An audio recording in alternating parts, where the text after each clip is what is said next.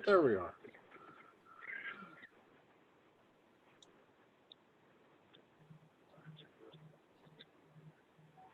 Hi.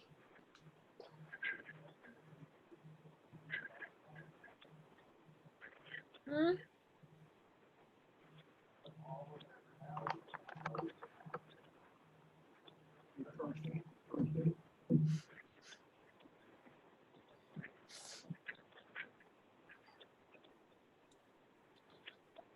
Did something change about this meeting? Or?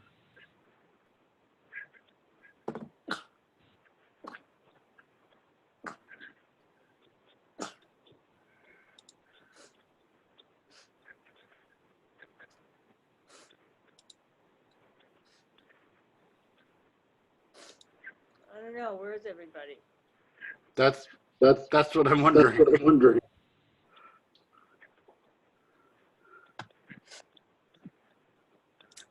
I don't know. I just got a notice for it. So.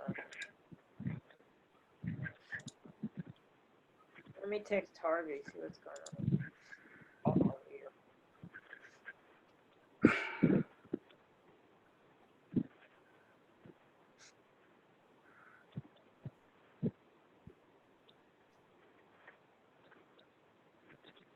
Showing with Google Meet.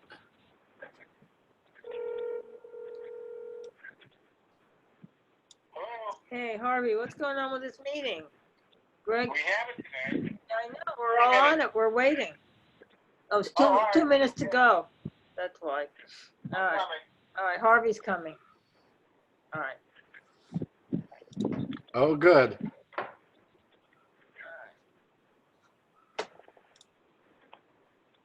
I don't know Paul's phone, or I could text Joel and see if he's coming.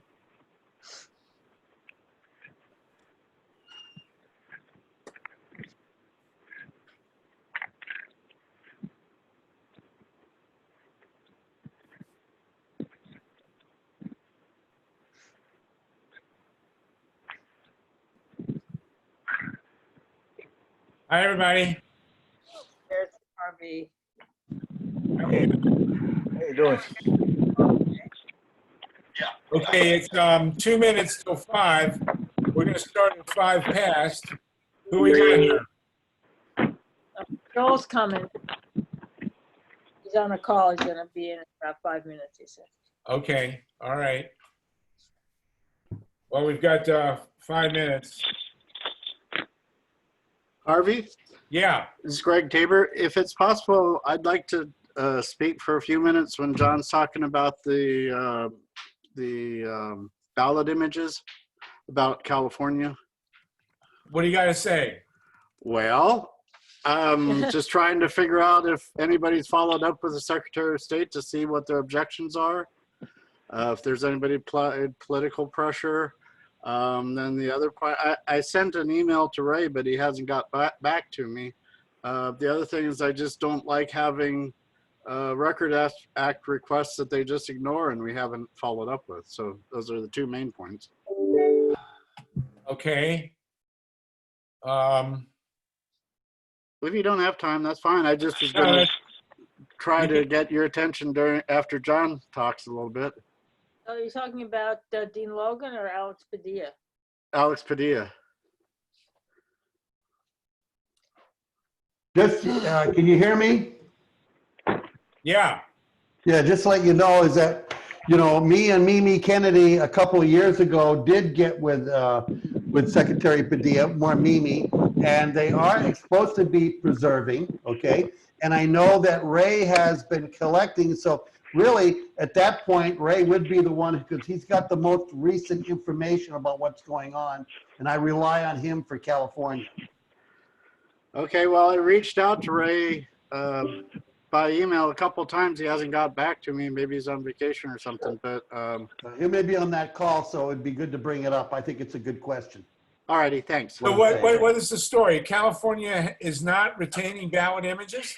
They are supposedly, and we are getting copies of them, but Ray's most updated what's going on, so he's more qualified to talk about this because the news I have is 2 years old. Well, so looking at Ray's website, he put out a lot of records requests to different county jurisdictions. San Francisco released them. Other jurisdictions have ignored them, and some jurisdictions say you can't because the Secretary of State won't allow it. The Secretary of State put out a memo to the jurisdictions, the local jurisdictions, saying don't release those images. But And do then save them. Ray made a records request to the Secretary of State's office in late April, and I'm trying to find out where that is. Yeah, we'll find out from Ray. That's a good question. All righty, thanks, John. Don, are you only suing Florida, or are you suing California as well? No, just Florida right now, but I am in different states, Florida being the most important one to start with because of the coalition. Well, that's another point I had is I don't know how we sue anybody with the courts closed. Well, it's pretty easy because they're not closed all the way, okay? Well, And that they've come up with even a better system, and it's on the same one that we're on called Zoom. It's Cool. safe and clean. okay. And you've got a better way of presenting evidence because I'm on Zoom calls in courtrooms across this country, and it's impressive. It's Well- better than sitting in a courtroom looking at the back of somebody's head while they're showing documents that we don't see. On Zoom, we see the documents. Okay. And that's I how the just know- case will be handled in Florida too. Saves me a lot of money from flying lawyers around Great. because Okay. Florida's a long state. You know, my attorneys are in Miami, and Tallahassee is way up north. And these lawyers don't fly, you know, regular coach, they fly first class. So some of the top attorneys in Florida, one's $800 an hour. It's Man, amazing. we could hire a lot of county organizers for that kind of money. Yeah, well, you know, but you know what? We're all gadflies unless we have the ability to go into the beast and hit them hard. with I lawyers, agree. Okay, Well, we're going to talk about Well, this in a minute. So we got 2 minutes to go on. good. Okay, well, Uh, I'm setting up because I'm trying to get my video cleaned up here. Is that you in the Grand Canyon there? Yeah, that is. I don't know why it's not projecting what I want, and I may have to quickly fix it. So I'm going to disappear for a minute while I get Well, adjusted. be careful not to stumble over Pornhub. We want people to pay Yeah, attention. exactly. Thank you. I'll try not to. Okay, well, there I am again. All right, Dorothy, everything all right with you? Dorothy, you're muted. Dorothy, did the progressives take over the California delegation to the Democratic Party? They took it over and they kicked Gavin out, and they got Rokana and Barbara Lee. Good, as that's good. chair, along Really? with Hilda Solis. Well, Yeah, Gavin had to step down. fantastic, that's great. That's good news. But if we need to reach Alex Padilla, we can probably get to him. Well, If you need, no, do something. honey, you got to close those doors, that beeping. Sorry, thank you, honey. Well, you know, Gavin has yet to lift a finger on Diablo Canyon. And he's not going to do anything on Diablo Canyon. I know, it's amazing. Hi, Glency. Reverend Glency is with us. The information. If you want to talk about Diablo, I have a friend who is responsible for the cooling pools there. So Yes, we do. Send me an email. Absolutely. Responsible for the cooling pool? Is he swimming in it? no, he was one of the designers. Okay. All right, it's 5:05. Paul Zeitz, are you with us? Dr. Paul? I think he made it just put it, Dr. Paul Zeitz? Didn't sound like him. All right, I think we're recording, so we're just going to move ahead. Hi, Mimi. Hi, Claire. Deborah Cohn. Hi, how are you? Rudy, okay. Hey, We're how you good. doing? Good. All right. Claire, where are you? In Chicago. Oh, With okay. Dr. Laura. Do we, oh, yes, okay. Do we have anybody in Michigan on this call? Okay, all right, I guess not. We have 2 Michigan graduates, being Stephen Spitz. All right, everybody, welcome. This is our 11th emergency election protection call. I'm Harvey Sluggo There's Washburn. 3 Michigan alumni. Okay, three of us. Go blue, yes. Kristen from Virginia, an alumna. Go Okay. blue. Vote blue. Go blue, everybody. Okay, so we are, this is our, well, Sally Castleman, where are you? I guess she's a non-video participant. Okay, No. Paul Zeitz, you're with us? Yeah, I grew up in Michigan. Lots and lots of family members went. Okay, Went we're blue. not there right now. Okay, Paul Zeitz, are you with us? You're gonna unmute?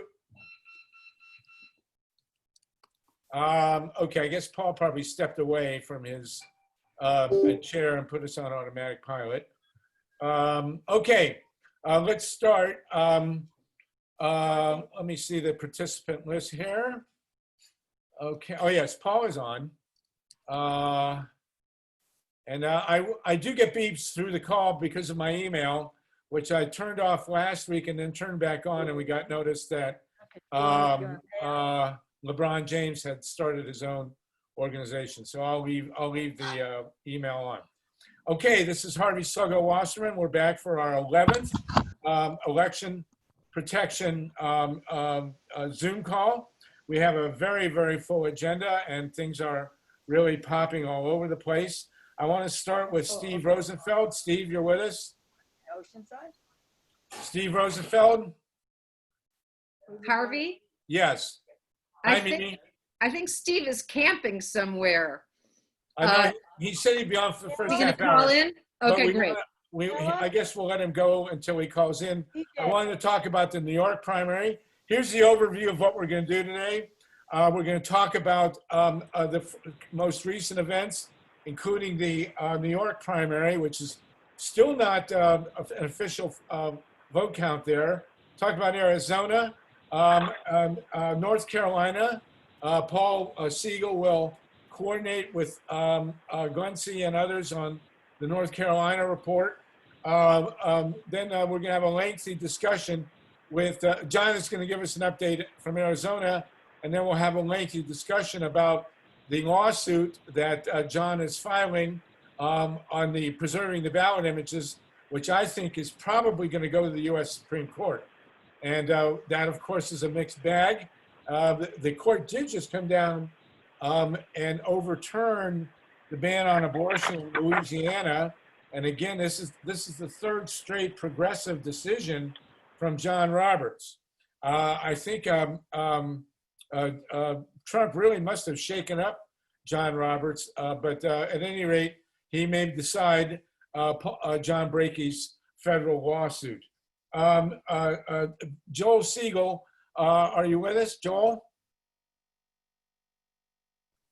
Joel's not on yet either. Okay.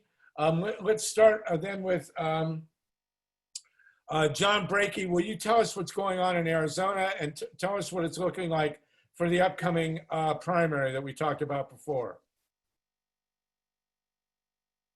John Brakey, have you left us? I'm striking out. Maybe we ought to just start over. Reverend Guncy Redrick, you're with us. Can you show us? I'm here now. I'm back. I was muted.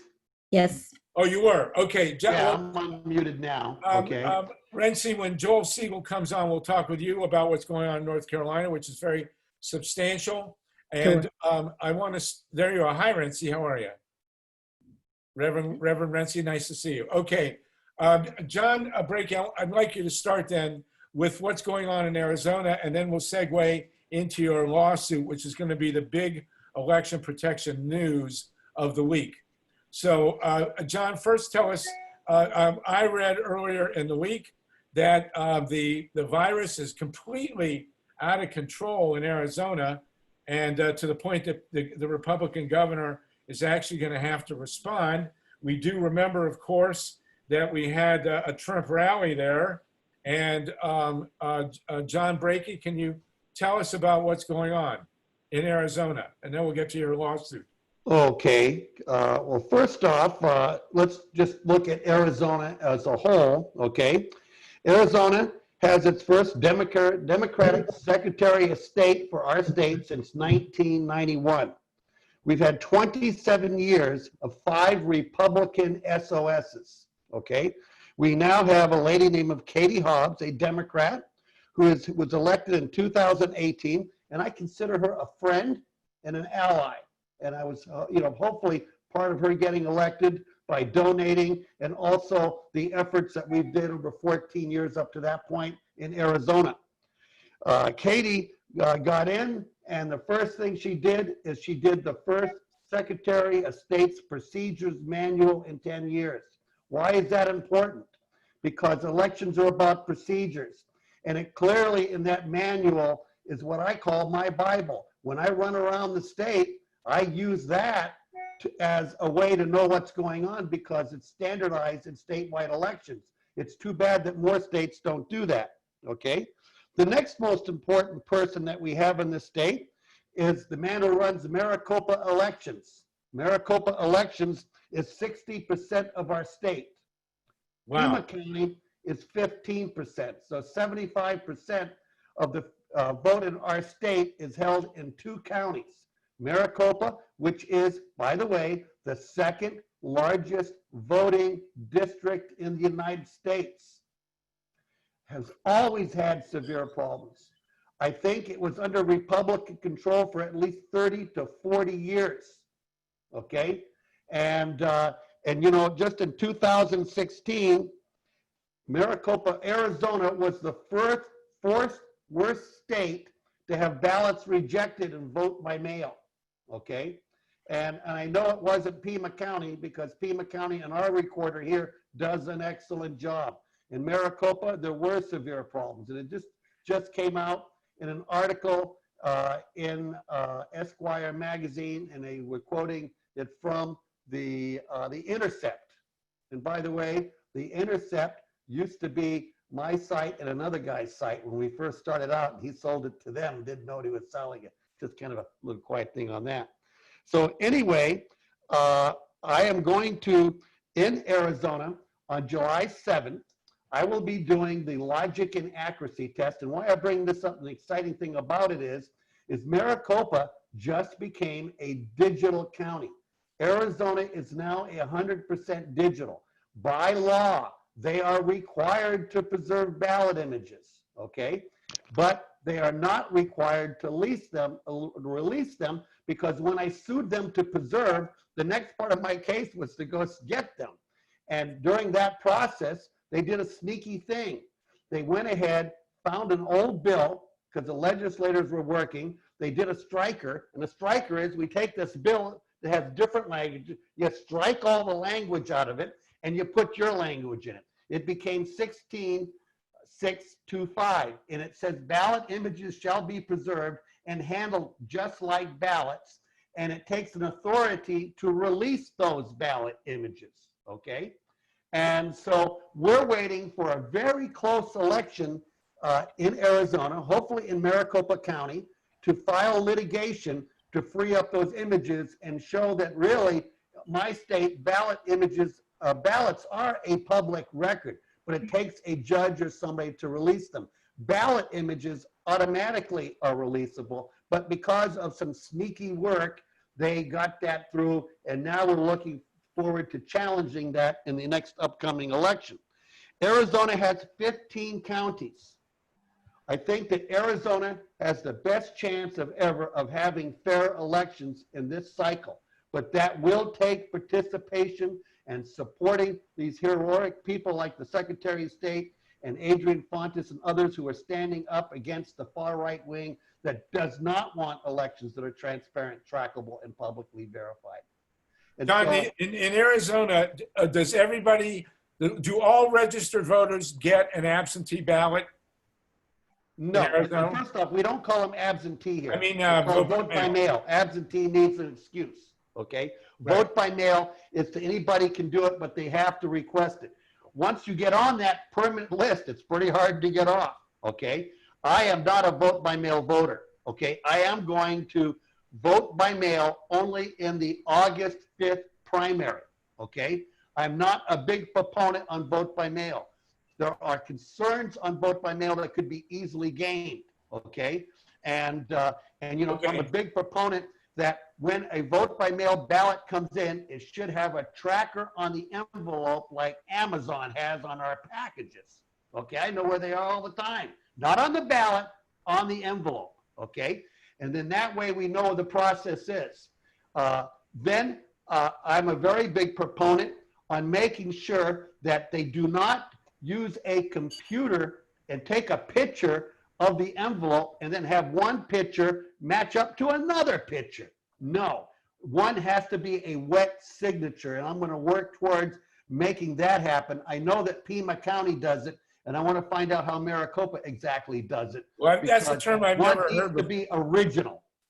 That's a term I never heard before, is a wet signature. But okay, so and you are The the wet coordinator. signatures that you can see it. Okay, I was in a case that they started saying, well, didn't you call up and change your party affiliation? And then they went ahead and they put on a screen a picture of a guy's signature, and it happened to be the same one on his driver's license.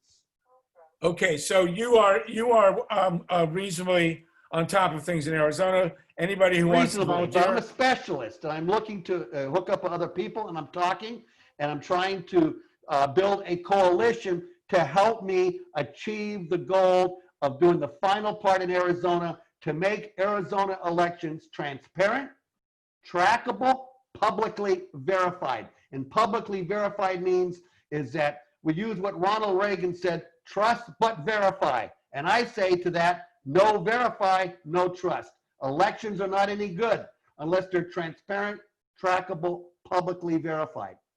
Okay, now let's switch now. Does anybody have a question about Arizona before we move to John's federal lawsuit here?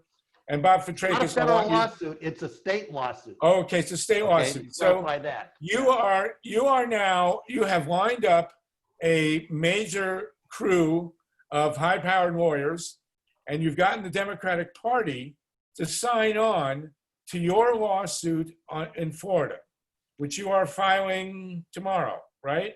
Well, I hope to, but first off is that it's not a definite with the Democratic Party, and it's really not for release because there's a meeting tonight where they will sign off, and they've already agreed to, but you never know. And so I don't want to jinx it or anything like that. Okay, As well, soon as we'll we all get the knock sign on off, wood that there. announcement will be made. So it's not a definite, but it looks good. And All right, it so- really shouldn't be released at this time because, you know, a lot of things can happen. right. So give us the core issue of this lawsuit, which I think will go to the Supreme Court, U.S. Well, it's a very important, you know, first off, it's a mandamus type case. As an elected official, you take an oath to follow the Constitution of the United States and your state government. And it requires that you do not destroy public records and you preserve. So we are charging 8 counties, which happen to be the largest counties in the state, with not preserving the ballot images. They would like to say that they never turned that feature on the digital scanner. But the reality is it does not count unless it creates an image first. And that's really important. And then that image is used to count the vote. So federal law requires, and state law, that if it's generated in the chain of custody, it must be preserved, especially if you use it to count the votes. A story, quickly. If you mail a ballot and you spill coffee on it, it must be duped to go through the machine. When they dupe it, they'll put 2 people together, and then what will wind up happening is that they will create a new ballot, and they'll call the old ballot spoiled, and they'll put it in a ledger, and they may call it 0101. And then they will create a new ballot, and that will be ballot 101 duped. One is a spoil, one is a dupe. Because if there was a close election, if the Congress of the United States says, hey, we want that election, you send us everything, they must send you the envelope that the ballot was mailed in, the signature on the envelope they must produce, any copies. Clearly, you know, when I realized how important these images was, when my first case in Pima County in 2016, the judge said, clearly, he said to Pima County, listen, I'm not computer literate, but if you take a voted ballot and you photocopy it and you use the photocopy to count the vote, what makes you think you can destroy it? You can't. There's a big debate. What is the official record? I claim there are 2 official records. The one that the voter marked and the one that the machine counted. And they're capable of marrying these two things together if they put the inkjet back in the goddamn machine. Okay, so you are contending in your lawsuit that officials in a number of counties in Florida are illegally deleting the ballot images. Is that the contention of your lawsuit? Yes. And that Okay. their claim that they didn't turn that feature on is Orwellian language, okay? Because the reality is, like I said, it doesn't work unless it's on. And really when it says, do you want to save all, it should say, or if you only want to save in the write-ins, it should say destroy everything but the write-ins, okay? Save none is giving permission to destroy everything by not preserving it. And how it gets destroyed is that the image is temporarily loaded into RAM memory. And that's where it's stored. And when a ballot goes into the block, it loads that image right to there. And then at the end of the process, after it makes the image, the cast vote record, and if there's no overvote telling you, saying, hey, Harvey, on your ballot, you had an overvote, do you want the ballot back? If you say, no, that's my vote, the minute it drops in the box, it's supposed to transfer the image to the hard drive on the DS-850 or 450, or at the precinct scanner is supposed to take it and put it on a USB thumb drive flash drive. That's how the system's supposed to work. But under all law, you cannot destroy this stuff. So they try to make up, ES&S, being who they are, would like to say, oh, these things happen simultaneously, and they Orwellian language it a little bit. But where we catch them really good is on the test reports by the states, and they literally say the image is made, and then it's put on temporary RAM, and then it goes through that process, and that's how it works. Somebody's got some music in the background. Yeah, that's what reads to me.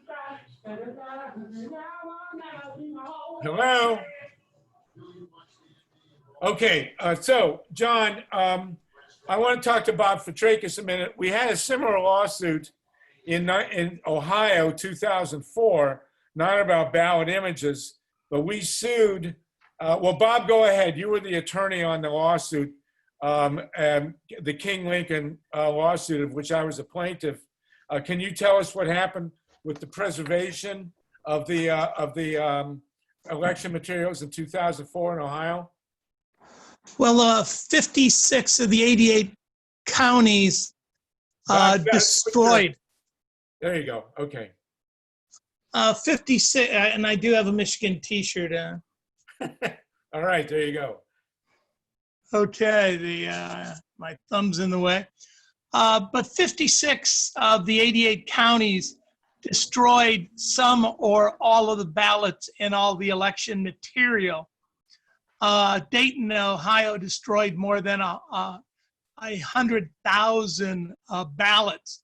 They claim they mistook state law of 6 months for federal law of 22 months. So there was no way to verify the vote there, which had a tremendous undervote for various Democratic offices that were in contention. Also in Youngstown, which is Mahoning County, Rumpke, which is alleged to be connected in the past to questionable activities, ended up accidentally recycling all of the ballots. The ballots were supposed to be in a voter vault. So, and you had to have 2 keys to it. Somehow a questionable waste disposal company got a hold of that and destroyed all of the ballots there. In Holmes County, up to 20,000 ballots were accidentally destroyed by a large coffee craft. They apparently were making coffee in the voter vault because coffee is very expensive, and a pot of coffee fell. Hence, they had to destroy all the ballots. So, Well, I you mean, have to credit them with a sense of humor. well, they actually wrote all this down in their reporting to the Secretary of State, Jennifer Brunner. They documented all the one county put it in the voter vault that had been flooding for years. Luckily, they saved at the top all of the 76 ballots, but at the bottom were all the 2004 Ohio ballots. So there's a long history of blatantly destroying ballots and election material in Ohio and elsewhere. Well, and so the federal law states, as best as I remember as a plaintiff in this case, and you were my lawyer, our lawyer, that the federal law states that the ballot materials must be preserved for 22 months. Is that correct, John and Bob? That is certainly the case, and that's a key part of our case, and we restate that over and over. I want you to know, believe it or not, I have 8 attorneys on this thing. It's hard to believe.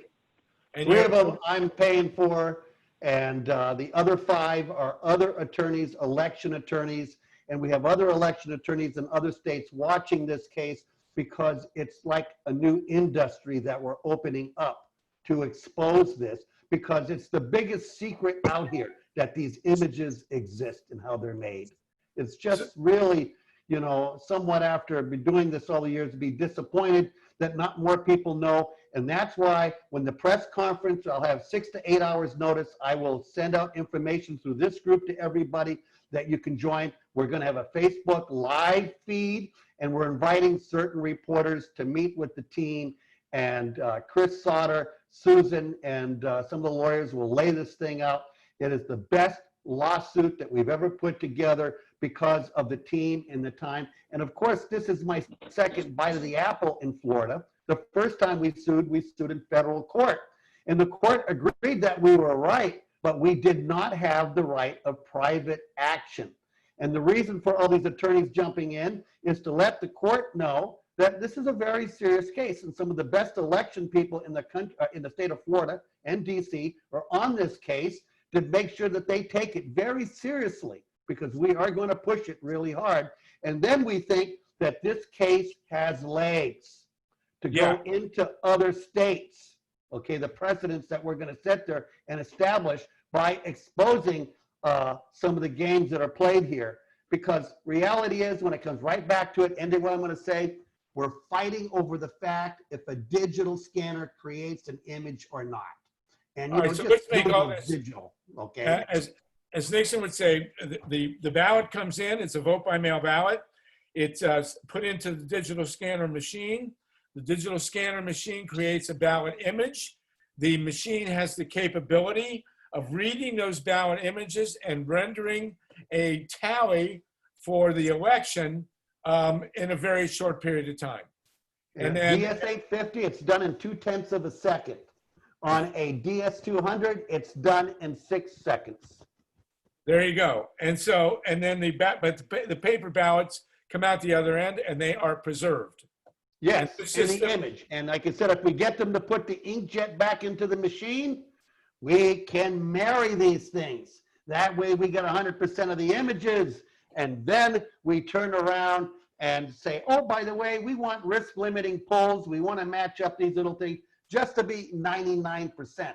But I just want to say in closing that this is not a cure-all. You know, we're in an industry that I call, for the lack of better words, an industry of election chicanery, voter suppression, gerrymandering, all sorts of stuff that they can do. This is one facet.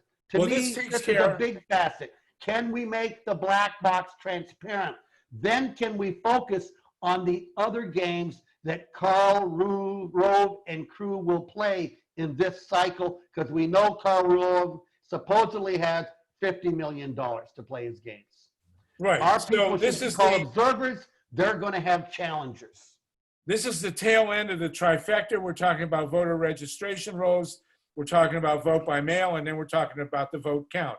And this is the part, this is the heart of the vote count, where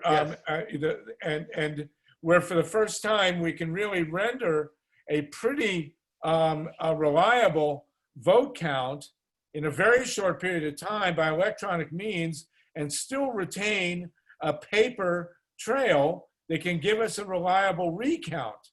Now, the suit in Ohio that Bob was the attorney and I was a plaintiff was about getting a recount in Ohio 2004, and we won the case in federal court. The 88 counties were federally required to bring their election materials into Columbus, where there was a repository set up, Go Blue, and where the 56 of the 88 counties just flat out ignored the federal court decision and never produced the materials. And therefore, there was never a recount in Ohio in the 2004 election, which gave George W. Bush a second term. And had there been a recount, Bob, what do you think might have happened in 2004? Well, most of the data, there was a recount in Coshocton County, which showed that Kerry picked up 6% of the vote. And that's about what he was missing electronically, like they'd flipped 3% of the vote. Hence, I think had they actually counted the ballots, remember 84% of them were actually punch card ballots. I think the exit polls, which were highly accurate, would have been right on the money. And Kerry would have won by a couple 100,000 votes instead of losing by 118,000. 118,770 to be exact. And of course, John Kerry, despite the pleas of his vice presidential candidate, John Edwards, and despite you and me briefing his staff on the 108 different ways they stole that election, Kerry, like Gore and like Clinton, basically conceded. Okay, we're looking at that now. So John, that would not happen if you win your lawsuit, John Brakey. That could not happen in 2020, right? The ballots come in, they're read on the digital scanners, the electronic images, the digital images are counted, the paper ballots are preserved, and everything is in custody. And so that would clean up a great deal of the problems that we're looking at on the third leg of the trifecta here, which is to protect the vote count. Is that an accurate summary of what's going on here? I would say close, but you have to remember the most important document is that original ballot. And we're talking about redundancy and how redundancy works to protect each other. If the ballots were to disappear, I would be very concerned about the images, okay? Both must be preserved and tied together in a way that does not hurt a person's individual privacy, okay? Which is not the case. Remember, voting is a secret process. Counting is a public process. We want our public process. And so, yeah, both of them are very important. There are two official documents, the one that you marked and the one the machine counted. That's amazing. Okay, so I think that's a huge deal. I think this will go to the U.S. Supreme Court. It will involve all the other states and the many states and counties that want to pitch these images and be able to come up with their own personal vote tally as opposed to dealing with the one that's produced by the voters. If that was to happen to go to the Supreme Court, I want you to know, I work with another great lawyer named Bill Reisner, and some of you know him. He's a fabulous guy. He's 76, been a lawyer all his life, and a great trial attorney. And he claims, and I have breaking up, John. That they're destroying these things. What? You can't hear me very well? Now we can. You're destroying these things if the reason they're destroying these things is somebody may be protecting their right to cheat now or in some future election.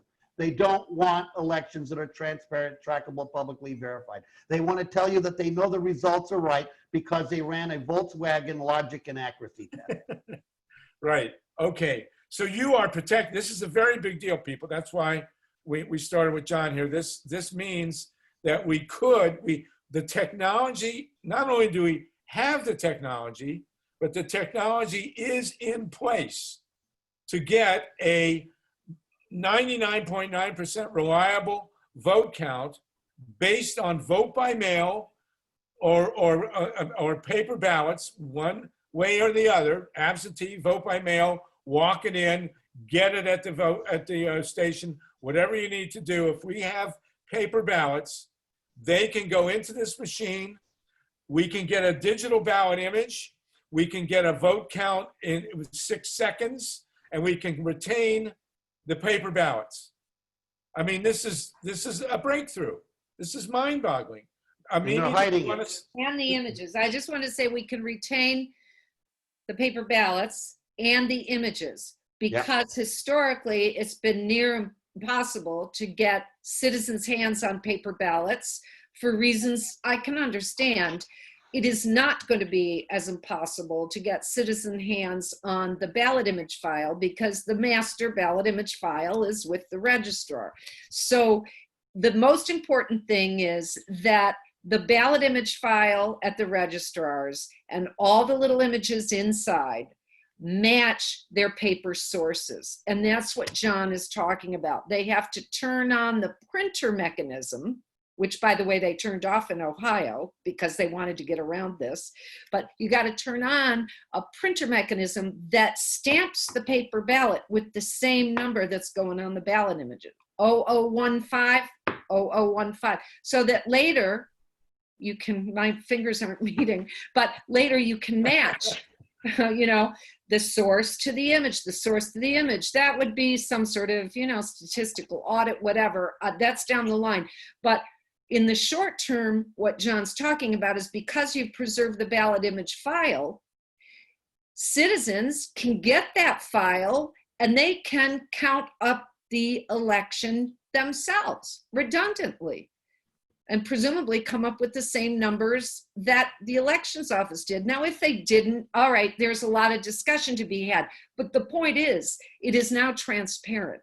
And we run into a different set of challenges, but it's not the challenge of everything's going on secretly at the registrars, and they're trying desperately never to let us recount the election on paper or images or any other way. So it's a step forward and it's thrilling. And John, I'm so glad because this has been years and people are finally understanding it and getting it. And the education of the public about what we were into was so important. That was Habit, 2004, my God, 2002. It's been a long, long time. Congratulations. Well, let's do this. Now we have a question here, John, from Tim White about a recent suit that was lost, saying that in the North Florida federal court, saying that there was no standing. Is that a suit that you're referring to? Yes, and that's what it was. We didn't lose the suit on the merit. The judge apologized. He was a federal judge.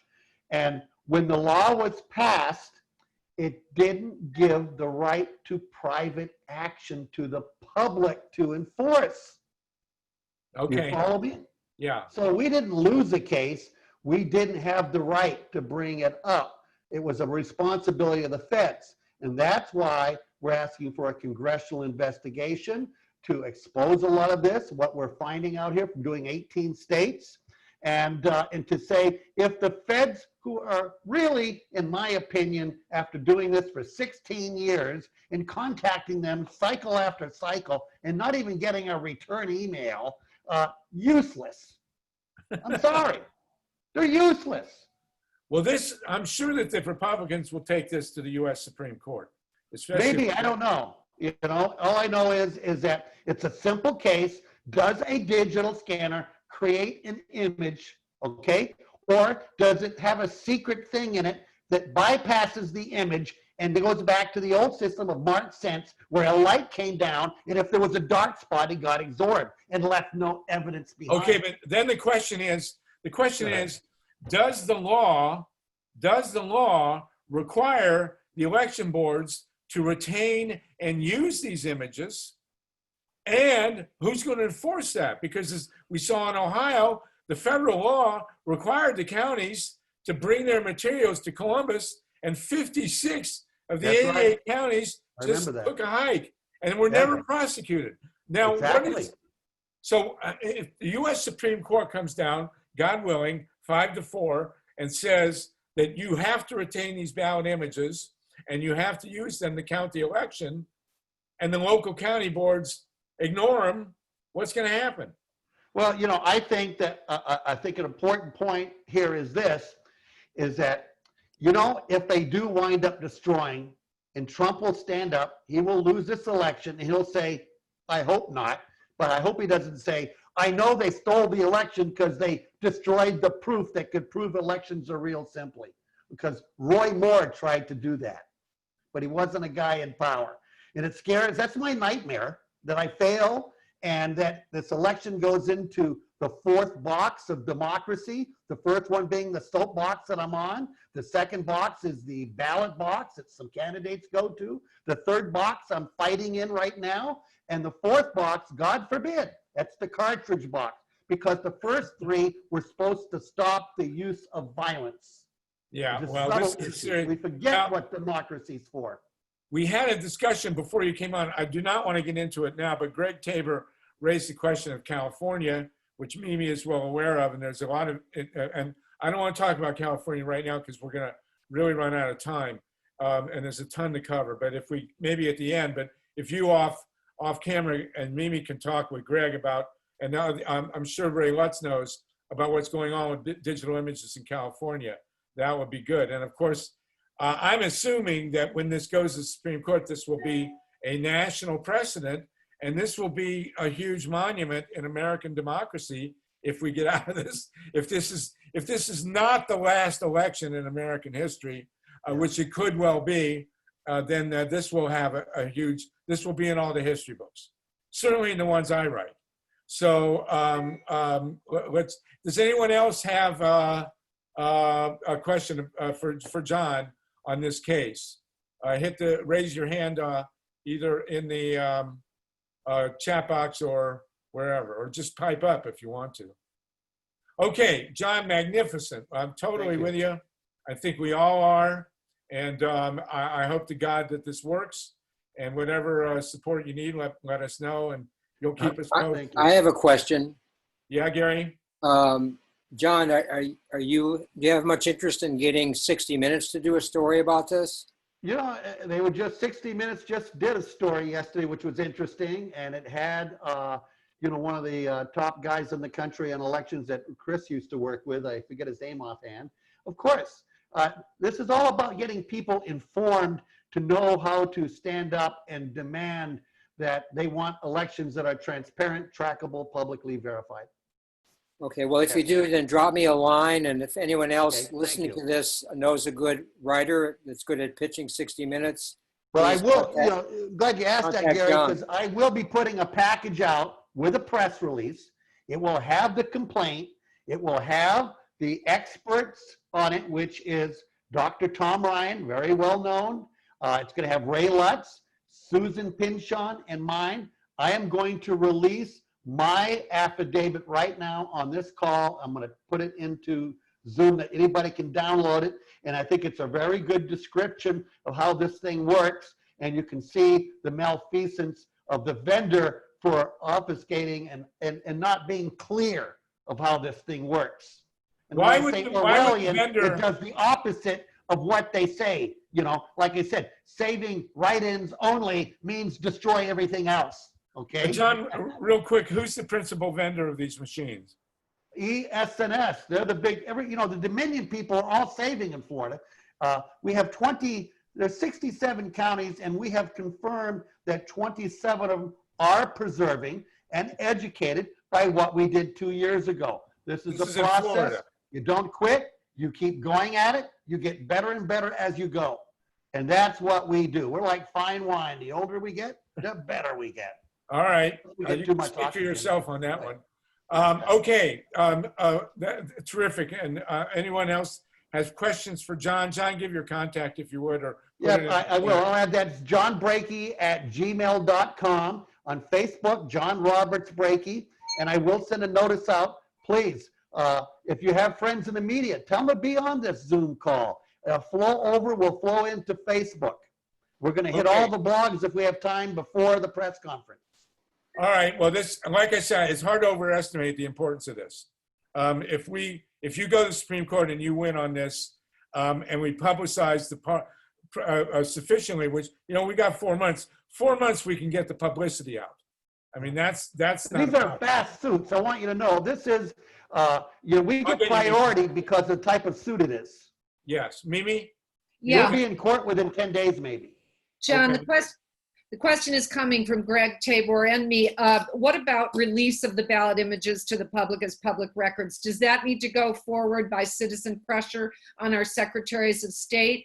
Or do you have any information about the status of that? In other words, preserving them is huge. The part you're doing is huge because that's the detail that they've been denying this on preservation. But what about access? Do you have, I think Ray. State to state, it's different. Florida, we won the fight before we even started about getting them. If they have them, they're ours, okay? Arizona, they should be, but through treachery and trickery, they block. Now it's our turn to do what we're gonna do next, okay? So state by Let's look state, for that that's close an election. Yeah. Okay, that's state State action. to Okay, state, that's it's all important. different. Well, that's the point. I don't think, well, there And is remember, clear. in Ohio, it's county by county. Could be, you know, every state's different. Yes, and that's Well, the point. For the county, they left it up. 4 decided yes, 10 said no.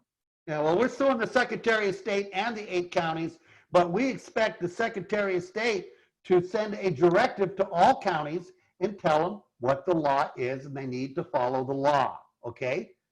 Not making up crap and saying, gee, talk to your counsel, or we don't know if it really has an image or not. I mean, that game is outplayed. Terrible. Wow. Well, of course, go ahead, Mimi.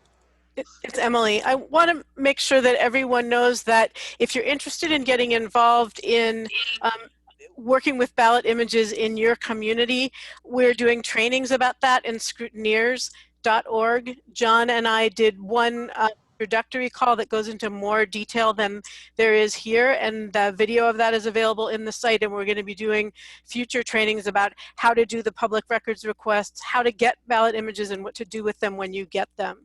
So Good. I really want to encourage people to come check out that material. Well, and that's I important. do and- too, because Emily's one of the best trainers in the country and organizers to be able to people to understand this whole industry that we're fighting, because there's all facets. I'm just doing one part. I'm a special team on a special project. Yes, I teach Yeah. these other things, but it's hard for me to, you know, to do it all and do it right. Right, and thanks to Emily, somebody has finally matched you with a great background here. But also, Alan Minsky has joined us, and I'm sure that Alan and Emily are coordinated from PDA and from Scrutineers, because Alan has many people and through PDA. We will pick that up, and Emily and I should be in touch over the next few days, because we got to get the coordination going. This is critical because, you know, the point is also, if we win and if we have a legal precedent saying that the ballot images have to be preserved and counted, somebody's got to enforce that, and the Republican, you know, Trump will still be in power. And as Bob and I learned in Ohio, a federal court decision can be ignored by 56 of 88 counties. I mean, they just flat out ignored it. So this is winning the preservation of the ballots is a big deal, but we're going to have to be prepared to enforce it ourselves, because certainly the Bill Barr Justice Department is not going to enforce it. So that's something to keep in mind. I mean, I got to say that when we learned, you know, we had the Secretary of State in Ohio was a Democrat in 2005. And when she gave the order, she set up the repository. The federal judge ordered the counties to bring down the materials, and they ignored them, and nothing happened. So it's not going to be enough just to preserve the ballots. We got to make sure that that the law is enforced. It's mind-boggling. I still haven't gotten over that. Astounding. Okay. How would you make sure it's enforced with a Republican Senate? It's a question of the Department of Justice and the state law enforcement agencies. I mean, Well, in our case, Harvey, remember there were 24 lawsuits.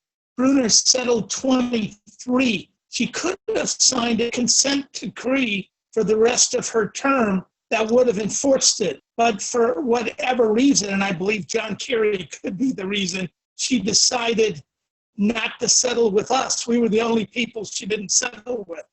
Yeah. So in other words, the Democrats just, you know, walked away. They just flat out walked away. And so, you know, John's lawsuit here is monumental, but if we win, we're only halfway there. Now, that's why getting public sentiment to understand the reality of these images is so critical. Harvey, Yes, Mimi. release, declaring the images to be public records would be proof of their preservation. There really will be no proof from the counties until release is on the table as an issue. And there are people talking about we should have Alex Padilla lead the way. He should say they must be preserved as public records. Once they're public records, then we have access to them. But that has been really hard, and Harvey Branscombe gave a very detailed explanation before we were into this very far, so maybe it was hard to understand as to why ballot image files are not being declared public records, because they're BS excuses about people wrote on their ballots, and therefore you could find out how your neighbor voted because it was identifiable. And believe it or not, anonymity of the ballot is in some places by the counties, because what has happened is this legal fight has been kicked down to the counties. Secretary of State, like Alex, says they must be preserved. Yay, what's the proof? Go to the county and ask for them. The county can go, I don't think so. Then how do you know? So that's the job now, county by county, but the law is on our side to at least know that they're being preserved. But I don't think the law is on our side yet about they deserve to be public records. That's a point of law that has been disputed, I think, in Colorado. So maybe Harvey can talk to us more about that. Now, I don't think Harvey, John, does your Well, lawsuit? let me say on that is that, if you put your name on a ballot, you've given away your right, okay? But not my right to verify. Now, each state is different. There are some states, like the state of Washington, that state in their constitution, and I know this because when I sued my state, the county, they tried to use the state of Washington's constitution against me. And their constitution says absolute secrecy, okay? My state doesn't say that, okay? Ballots are a public record, okay? Now, we're talking about people playing games to hide it. We're going to get them. Okay, because we are turning the tide in Arizona. Okay? John, does your lawsuit address the status of the ballot images as public records? Yes, only to the fact that they've already declared that they are, because we're getting them in Florida. I'm getting ballot images out of 15 to 20 counties already being delivered to Ray Lutz to use for beta testing. Okay, that's how we know. It's a good state for getting public records. It's a bad state if you can't stop them from destroying them and lying about it. Okay, well, there we go. That's about it. Anyone else? I mean, this is about as important as it gets. I don't have to restate that. And you got a hand up right here. Who, Alan, where? because he's only on for 10 more minutes. Who's that? Alan Minsky, are you here? Oh, it's Joel Siegel? Yes. Yeah. Wait. I wanted. Yeah, I'm here. Alan, Steve Rosenfeld is not on. Alan, Joe Siegel had a question. Who did? Joe Siegel. Joel, you got Joel, something? go ahead, Joel. No, this is fantastic. I unfortunately, I have a client that's waiting for me. This is fantastic. Is it okay if I depart, or did you need me? Yes, to go on, because I wanted you and Rancy to talk about North Carolina real quick. I'll stay on. I don't want to get in the way of the agenda, though. No. Do what you got to do. I think we're done. Okay, we good? We good on this? Well, I wanted to go state by state. Joel Siegel, you and Renzi and whoever else is on from North Carolina. We wanted to hear what the latest is there. I know there's a lot going on. Well, I think, yeah, I mean, the discussions we're having in North Carolina, we want to make sure that we don't have 8-hour waiting lines at the polls, mainly in the Black community. We want to make sure that absentee ballots actually get counted, and that when people actually get the applications, they get an absentee ballot. But what I've been talking to with some state legislators, they think there's a need for an emergency kind of a national working group of progressives and state legislators and city council members. I talked to Jennifer Roberts about this. And what we want to be able to do is, you know, in North Carolina, come up with a plan for election protection, but also in the swing states, we're going to have to do this quickly, because if you look at the debacles of every state that's had an election, they're all the same. But if you look at the response to the Democratic Party, there is no response. So it's up to us. I think we're going to need Our Revolution, Indivisible, Color of Change. We're going to have to bring in every single progressive community and have an emergency meeting about voter suppression. I see Maya Cummings has joined us. If there's one person who I would trust, would be Maya, because Maya is the former chair of the Maryland Democratic Party, and she understands the machinery of how elections are won or lost. And they had a debacle in Maryland. So I would rather just kind of give up my time after Glency speaks and ask Maya, what do we do? Okay, we have Glency and Jennifer, and then Maya. Maya, you good with that?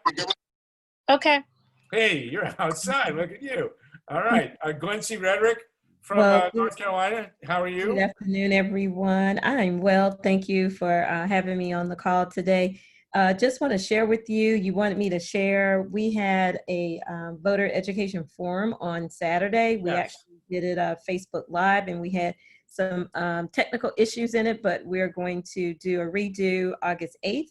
But what we did a full-scale education. I opened up with the history of enslaved Africans from 1600s to bring it current, to impress upon the reason and the need for voting, how the struggle to vote.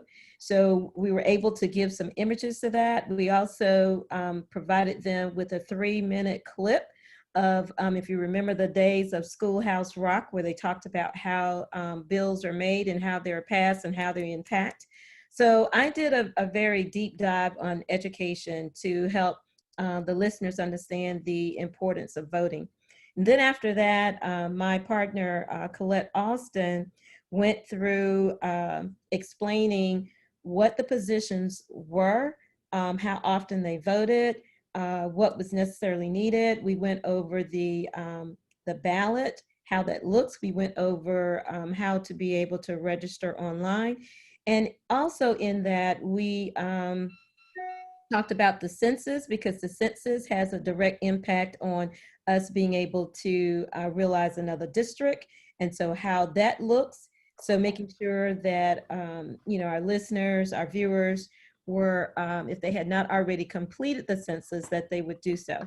So we had one of our state senators on, Kelly Alexander, who reemphasized the change in the absentee ballot application.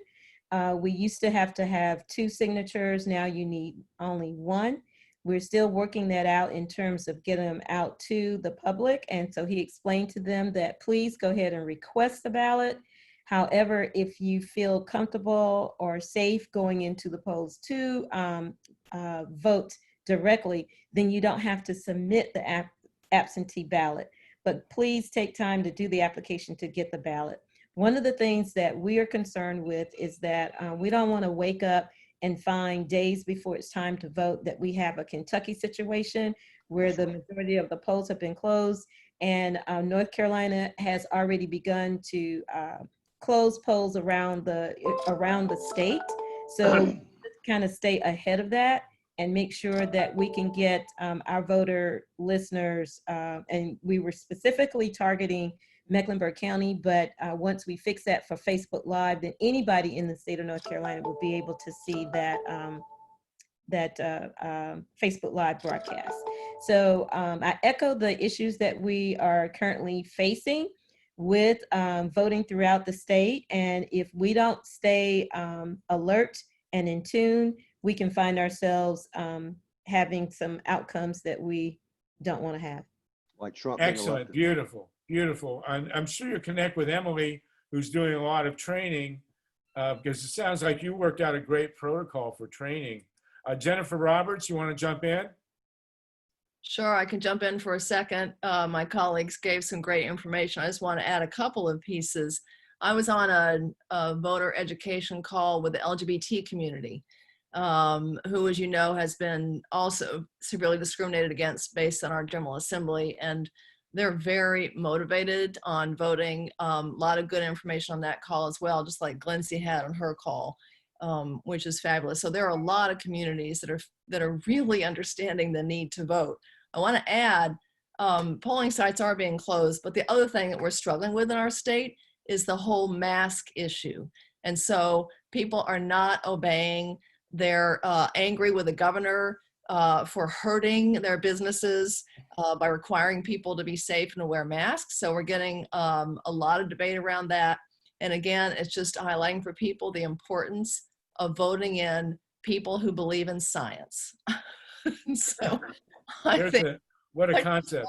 Let you know that we're struggling with that here, but we're going to use it to motivate people to get out and vote. So beautiful. All right, thank you. Thank you. Does Ellen Minsky have a moment? What? Who's that? Maya Cummings was up next. Yeah. Go, Maya. Alan, do you have to leave? I do, but I don't really have any specific update. This is a difficult time for me. I'm on a nationally syndicated radio show now at this time of this meeting. And of course, so I'm going to have to talk to you, Harvey, off of this, and then maybe you'll bring in a report for me. Yes, We're okay. Continue reaching out to all of our chapters. I'm going to talk to Emily this week so we can coordinate better. So I'll have more of an update for the group either through Harvey or by myself, or I'll be able to join next week. Okay? Alan, if you will send me the contacts for PDA, I will incorporate them in my article, which I'll put out tonight. I will talk to you before then, okay? Okay, great. Thank you. Thank you. Okay, Maya Cummings. Hi, yeah, I just sent everybody on the listserv. Hi, Paul. Hi, everybody. Just sent everybody on the listserv an article about what happened in Maryland. It was a complete debacle. I think it's being downplayed because Maryland is considered a blue state. But there was racial inequity in terms of the implementation of the vote by mail system here, as well as, of course, class inequity with jurisdictions that were disproportionately Black and Hold on. So, you know, everything that went wrong, can you hear me? Yeah.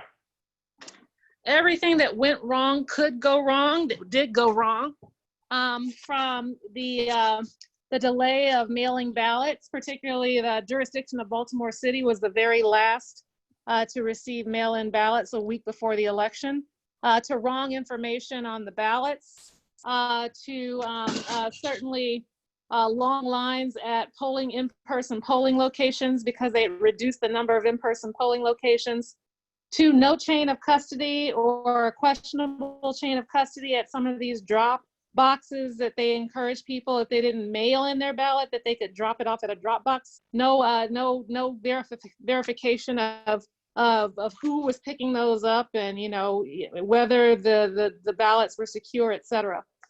So there were a lot of issues, and the question is how can this be corrected by the fall? One of the issues was also there was a lack of education. So not only did the voters many voters didn't receive their mail-in ballots by mail because they either changed addresses or it never arrived, and then people didn't know what to do.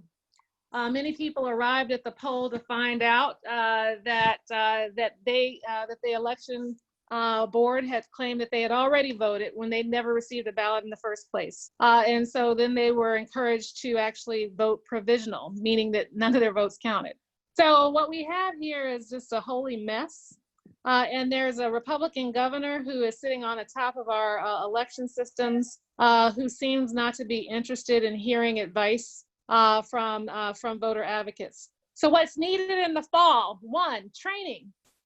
We do need a cadre of election protection volunteers who can, I think, work the polls and be out there educating ambassadors, if you will, educating community members while also working the polls and doing what needs to be done at the polling locations.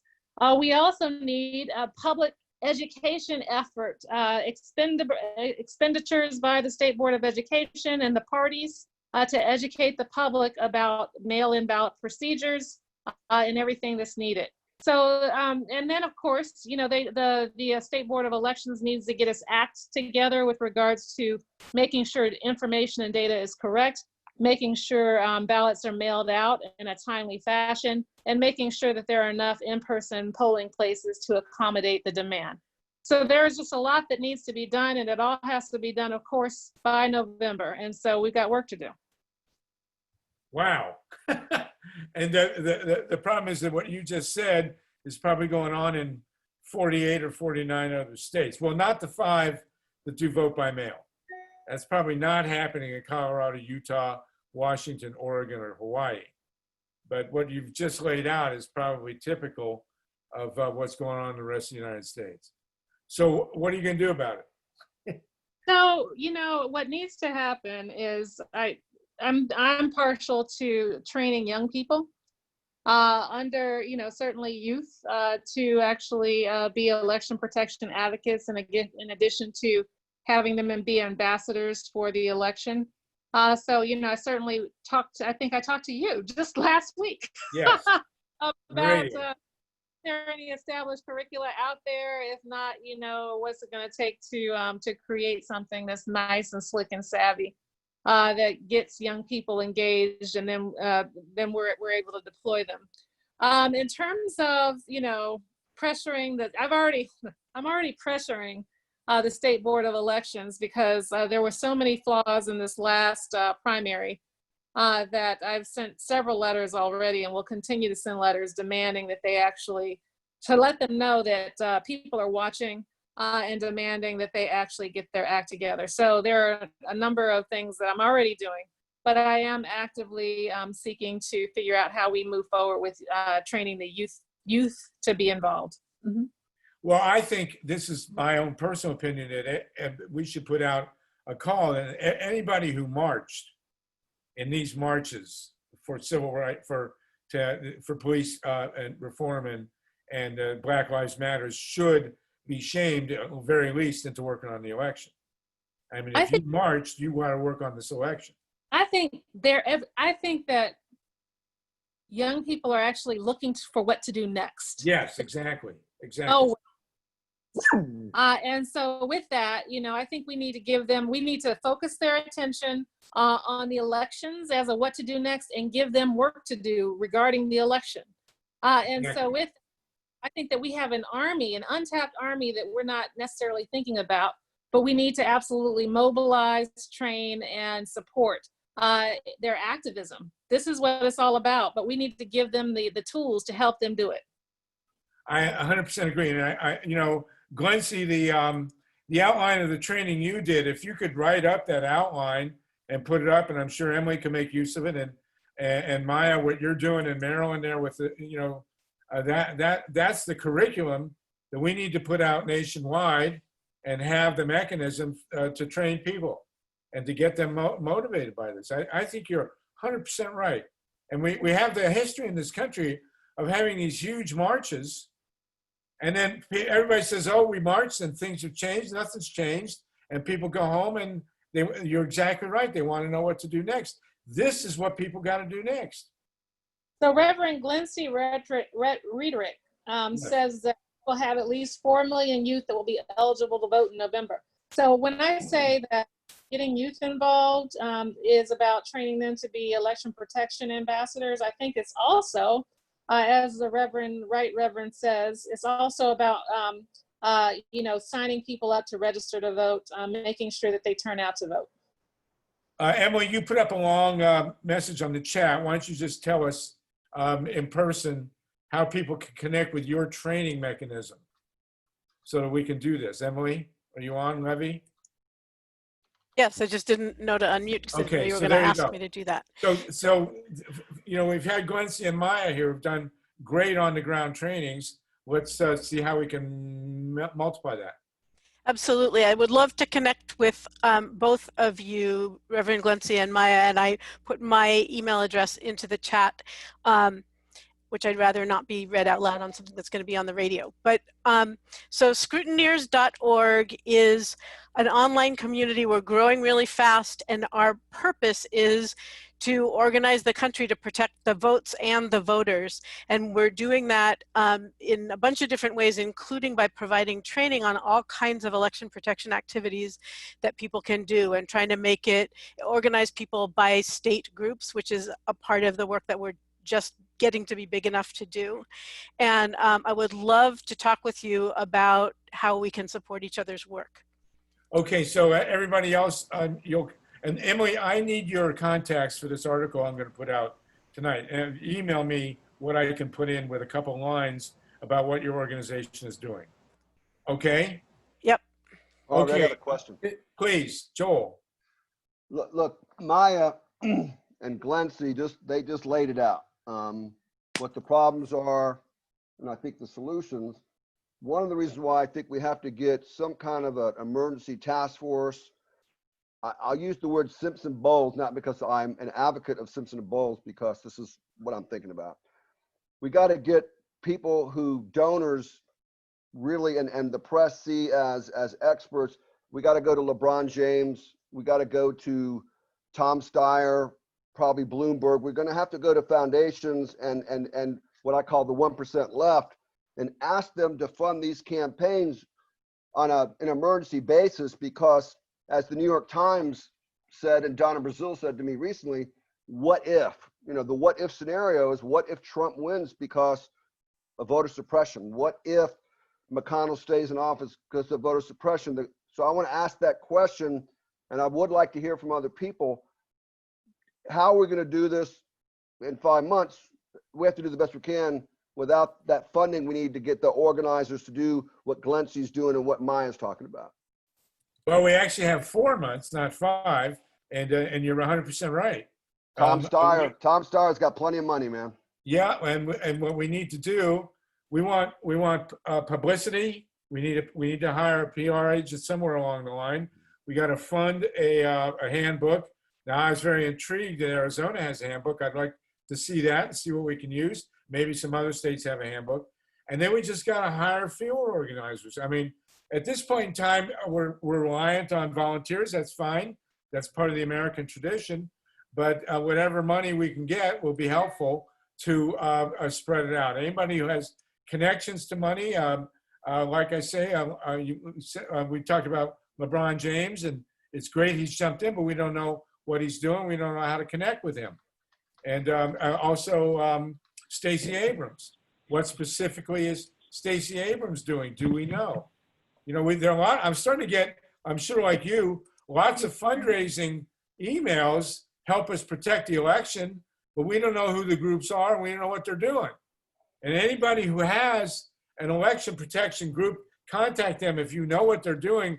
If you think they're worth supporting, I will put their name out there with their contacts. Like I'm going to get Emily's and PDA and whoever else that we know that we can trust. We know what they're doing. That's great. That's what we need. So Harvey, Okay. Stacey Abrams is doing phenomenal work in the state of Georgia. She has a fierce program. I cannot remember the name of it, but she spoke to us at the Proctor Conference in February. So they're doing some great work with trying to get the voters who were kicked off of the roll, get them reactivated. And we just saw what happened in Georgia, same thing that happened in Kentucky with polling places being closed at the last minute and long lines.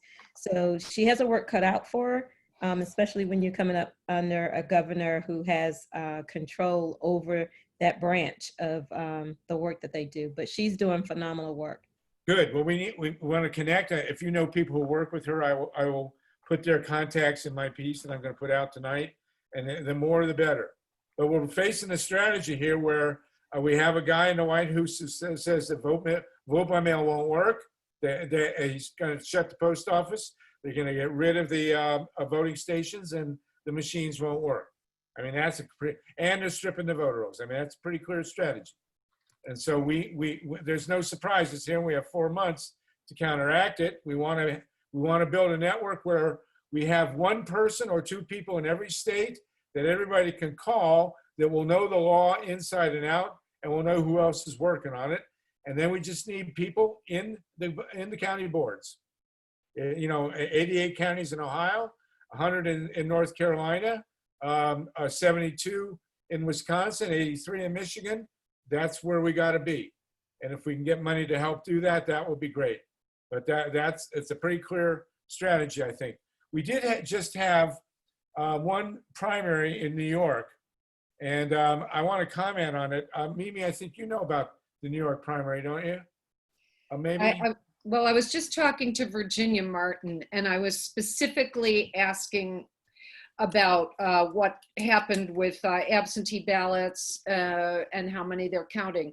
And she told me something that Lindsay brought up, and also Maya, this problem, as you know, about appearing in person and you were supposed to have received your absentee ballot and you didn't, but you have to vote provisional. So I was just asking Maya, I'd love to know how many provisionals there were for that reason, because that's controllable by the registrar. A delay is voter suppression. In New York State, you can vote on a regular ballot because they hold all their mail ballot counting until all the at-polls ballots have been cast, and all those at-poll voters who sign in get entered into the database, and only after they're all known do they look at their mail ballots. So an in-person voter supersedes any kind of mail ballot chicanery, and if you never received your mail ballot, you can vote regular. So what happened in the New York primary, in terms of what I'm worried about, and which, having heard about Maryland and North Carolina, I know it's going to be the voter suppression trick if purging can't be done.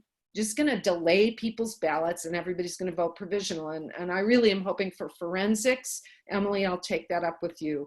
We need to know in each of these primaries how many provisionals, why they were cast, and how many of them were counted, and if not, why they weren't counted. You know, but that's what I have to say about New York. I'm not as worried about the New York primary after having spoken to Virginia Martin today. She was the former registrar in one of the counties near Manhattan. Well, the reason I brought up New York is that their election was last Tuesday. Now it's Monday. They still don't have results. And because they're counting a lot of absentee ballots. Right. So we have to imagine this in the fall.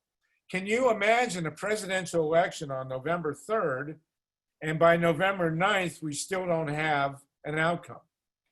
I mean, can you imagine the tension in this country?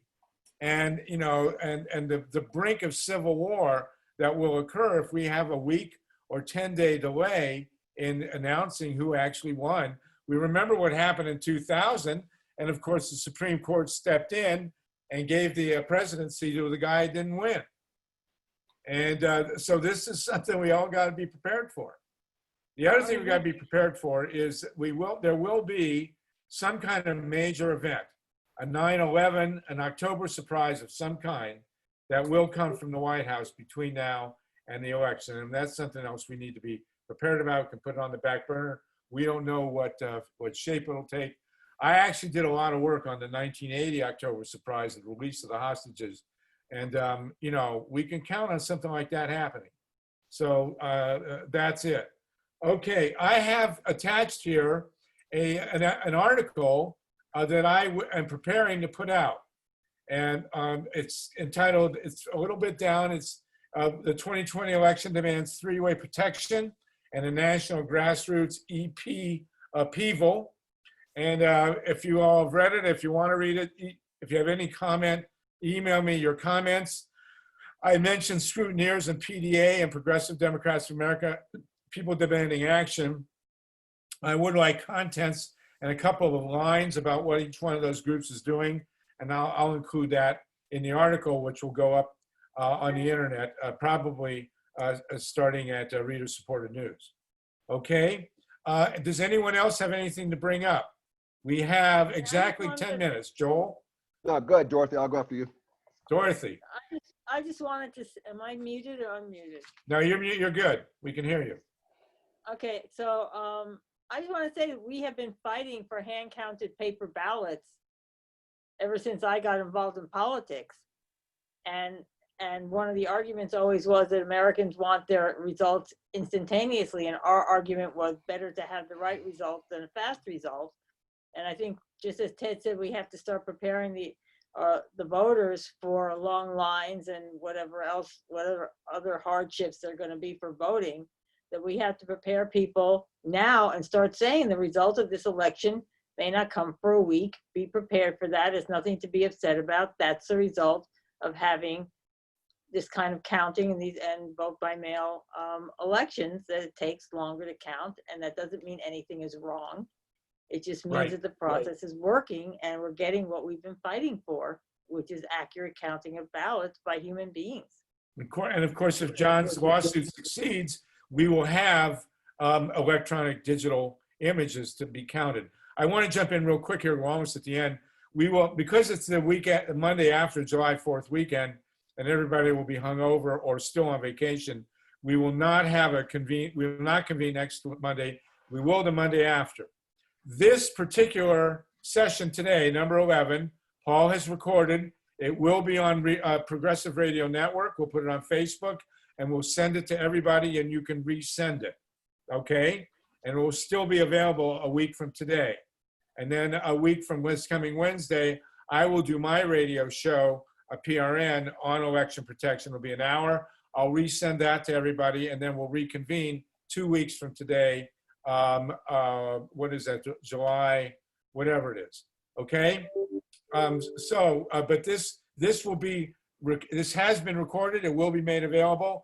We'll send the URL to everybody. It will be on Facebook. It will be on PRN. I'll offer it to Pacifica and wherever else. Okay, again, if you have a group that you think is worth supporting that's doing election protection, send me their name, their email contact, and a couple of lines about what they're doing, and I'll incorporate it into my article, which I'd like you also to read and comment on before I put it out tomorrow. Okay, Joel, you had a hand? Yeah, first of all, I want to thank Dr. Paul Zeitz, the Yes, leader thank you, Paul. he was the leader of the global AIDS effort, brought in Bono. He is the main reason why we passed PEPFAR. So now Paul and there are many others on this call, including myself, have connections to celebrities that I think can be brought in this fight. And that's one point. Number two, I want to thank Mayor Jennifer Roberts for a $1,000 donation so we can continue our work, Paul and I. And remember, we have a 501c3 through Bob Fitrakis that is ready to go. If people want to donate and they don't know exactly how to do it, Bob can help you with that. Well, because of Bob, that's the only reason why we got the contribution so far. So thank you, Bob. And here's the last point I want to make. I really want to move forward with this group on organizing a town hall meeting on voter suppression, election protection, with celebrities, with people like Maya who can say, look, this is what happened in Maryland. I'd like to bring in Fair Fight. I got a nice connection to, I don't know Stacey Abrams, but I do have a connection to her. And then have people at the town hall meeting who've experienced voter suppression, either directly or experienced it in their state. We have to sound the alarm. What I think is happening is the system doesn't view this as a problem. We do, but I don't think the press does. I don't think the Democratic Party does. They just don't. If they did, we would see more from them. We're going to have to shock the system to say, look, we're losing our democracy. This is what's been happening in the last few elections. We need action. And this, people like Egberto and others can Facebook it live, but that's something that I really think we need to do sooner than later after the July 4th, holiday. We have to really plan this out, but this is the only way I think we can facilitate action. And I would include, our former Attorney General under Obama as well, he's working on this. So anyway, that's it. Thank you. Yes, we have had a situation. We are nonpartisan. We have had a situation Bob and I can attest to from Ohio, where the Democratic Party simply does not pay attention to this issue. Now, I do recommend everybody Google 60 Minutes election protection. They had a pretty good segment on election protection on 60 Minutes. That's a good sign. But you know, this is the core of everything right here. And if we don't get a fair election, none of these polls are going to make the slightest difference. You know, all these polls showing this and that. If there's no vote, if vote by mail is not done right, if there's no postal service, if the ballots aren't counted by digital image, and if the voter rolls are stripped, you know, we're out of business. Okay, does anyone else have anything they want to add in? Yes. Okay, Yes, go I ahead. do. Please, quickly, come on. Okay, so people in California that maybe have any contacts with Secretary of State Padilla's office, Mimi was sending me something saying that they've come out that they're going to preserve the ballot images, but we don't have any direction from the Secretary of State that the counties can release the ballot images. So if anybody else is in California that wants to help work on that, please put your email in the chat area. Please. And Glency, if you can get us in touch with Stacey Abrams' organization, that would be terrific too. I'll do my best. And we'll be thrilled to have that. I want to acknowledge Lori Grace is on the phone. Lori has supported a lot of the work on this issue as well. And Ruthie Sackheim in Sacramento, in San Francisco, has been doing great organizing. Gary Crane, you had a couple of things real quick, or you want to take them up with me separately? Well, did Lori want to say something first? It's up to you guys, but we got 3 minutes. Well, let her go first. Lori Grace? Did you want to chime in, How about Ray Lori? Lutz? He's here to answer the question that our friend asked earlier about what he knows what the Secretary of State and ballot images. Ray? Okay, why don't you guys take that off, because we're out of time. Can I just mention 30 seconds? Please, hurry up. Yes. Yeah. One big elephant in the room that we've never talked about, I mean, at least in the last couple of meetings I've been on, is as it's becoming increasingly problematic to Trump that he might get reelected, even stealing Ohio and Florida, the tactic of a Reichstag fire tactic. Yes, I mentioned that. Okay. I'm not over surprised. Okay, I'm happy to send everyone the article. Yeah, you sent me an article. It's quite interesting, and please send it around, folks. This is quite amazing. Pretty much everybody who started with this call is still on it. Again, this will be up on Facebook. You'll be sent a link. Send it everywhere. It'll be on PRN, Progressive Radio Network. It will be in my slot on Wednesday on PRN, which is at 5 to 6 p.m. on Eastern Time. We will not meet next week because it's the day after the July 4th weekend. We will meet again in 2 weeks, and my PRN show a week from this coming Wednesday will be devoted to this. Please write me. Please look at the article that was attached. Anything you want to change or challenge in it. This is a fantastic group of people, and we have almost exactly 4 months left. And believe me, I wake up every morning saying, "Oh man, this is down to it. If this election is not protected, it will be the last election." So let's keep that in mind. Thank you all very, very much. Thank you, Dr. Paul, Joel, Bob, everybody, Maya, and Glency, John Brakey.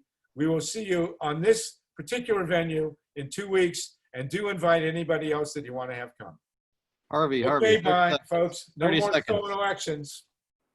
Hey, so the best way to get rid of suppression is to organize, and even against the centrists who want to stop the progressives. Laura Chamberlain said that she's got a couple of things, protecttheresults.com and a few organizations that pass out flyers to marchers. Send all credible organizations, send me their contacts and I will put them up. Okay, and with a sentence or two about what they do. We need to build this network. Dorothy, did you want to say something real quick? You're muted.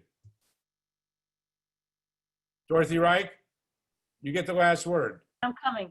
The progressives in California actually threw out Gavin Newsom from the delegation to the convention and put Ro Khanna and Barbara Lee in. as the co-chairs along. Hilda Solis is the one representing Biden. That's as far right as they could get with Hilda Solis. Ro Khanna and Barbara Lee together, it sounds Just like a saying beach. that we have allies in this fight. All of the delegates and some of the members of the DNC can help me put pressure on Padilla to get Well, these listen, ballot. the California delegation to the Democratic National Convention should have as a top priority election protection for the whole country, because none of the other delegations will do it. And you've got the clarity, and you're the biggest delegation. If you come in with Susie and all the other, Ro Khanna and Barbara Lee, it sounds like a Beach Boys song. But if you come I'm just so excited about all of this. So I will be in touch with Susie. She's that's a huge, everybody should, we can finish with that. That is a huge victory. The progressive Bernie people who were shut out wrongly in 2016 and 2020 in the California primaries, with all the stuff we've been talking about, that's what the Democrats did to the progressives. You now have control of that delegation. The California delegation should make election protection the #1 issue in the Democratic National Convention. So thank you so much. Medicare for all and a bunch of other stuff there. A few other minor details. We can't get Medicare for all if we don't get our guys elected. So. All right. First things Right first. on. So I will Thank you, be Dorothy, with that. Thank you, Paul Zeitz. We'll see you all in 2 weeks. Make good use of this and write me about that article, please. All right, everybody, no more stolen elections. Right.